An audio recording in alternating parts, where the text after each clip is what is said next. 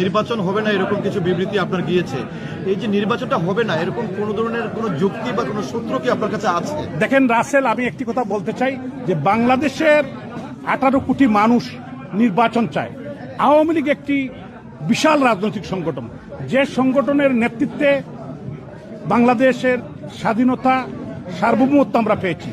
সেই আওয়ামী লীগকে বাদ দিয়ে 57% মানুষকে বাদ দিয়ে এবং এরপরে যে আমাদের যে জোট আছে এদেরকে বাদ দিয়ে বাংলাদেশে কোনো সুষ্ঠু অবাধ নিরপেক্ষ নির্বাচন করা সম্ভব নয়। কিন্তু আমরা কি দেখতে পাচ্ছি, বর্তমান জবরদখলকারী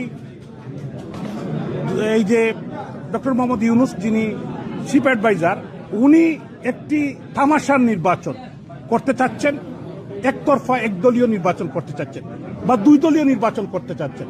আমি বিশ্বাস করি ডক্টর ইউনূসের নেতৃত্বে বাংলাদেশে কোনো নির্বাচন হবে না।